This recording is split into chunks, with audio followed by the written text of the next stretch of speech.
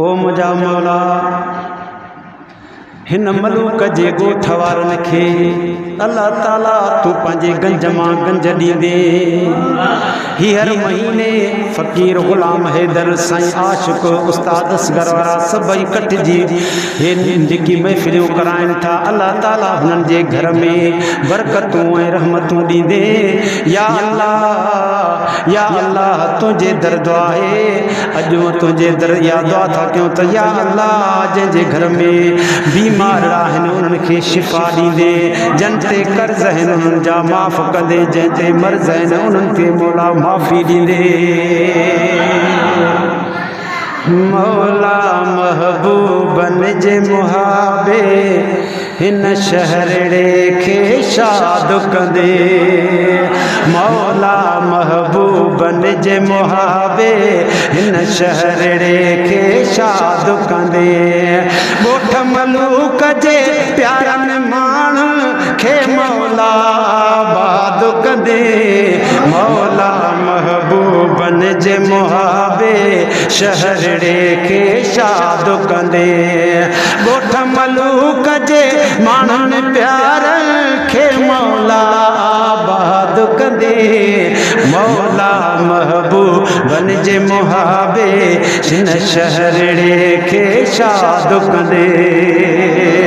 ओ ॻोठ मलूक जे सारे शहर ते राज़ी थींदे मौला तूं। ॻोठ मलूक जे सारे शहर ते राज़ी थींदे मौला तूं। साईं आशिक़ जे पुटड़नि जा संग कंदे सभु सवला तूं। साईं आशिक़ जे बचड़नि जा संग कंदे सभु सवला तूं। फ़कीर अली हैदर सूदो सारा ज़िंदबाद कंदे। मौला महबूबन जे मुहाबे शहरड़े खे शाद कंदे। जेके बीमारड़ा ऐं लाचारड़ा ही बि अवां जा बानड़ा आहिनि। जेके बीमारड़ा ऐं लाचारड़ा ही बि अवां जा बानड़ा आहिनि। मालिक तूं आ ख़ालिक तूं आ ॾींदे शिफ़ा पिया था बाॾा आहिनि। पंहिंजो कंदे मोहताज तूं मौला की न कंहिंजो मोहताज कंदे। मौला महबूबन जे मुहाबे हिन शहरड़े खे शाद कंदे।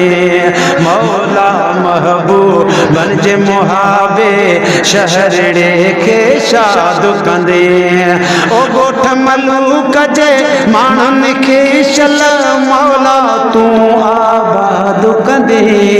मौला महबूबन जे मुहाबे हिन शहरड़े खे शाद कंदे। शहरड़े खे शाद कंदे। साईं हाफ़िज़ मोहम्मद असलम ही बि हबीब जो आशिक़ साईं हाफ़िज़ मोहम्मद असलम ही बि हबीब जो आशिक़ साईं वॾेरो अल्लाह ॾिनो ऐं मोहम्मद नवाज़ बि मोहम्मद जो आशिक़ प्यारो प्यारो पेश इमाम लख मुबारक जो लाइक़ ओ प्यारो प्यारो पेश इमाम लख मुबारक जो लाइक़ माशूक़ जे हिन अर्ज़ दाह जो मौला तूं ई दाद कंदे। मौला महबूबन जे मुहाबे हिन शहरड़े खे शाद कंदे। मौला मौला महबूबन जे मुहाबे पाण में इतिहाद कंदे। मौला महबूबन जे मुहाबे ॿधी ऐं इतिहाद कंदे। ॻोठ मलूक जे माण्हुनि खे शल ॻोठ मलूक जे माण्हुनि खे शल मौला ज़िंदबाद कंदे।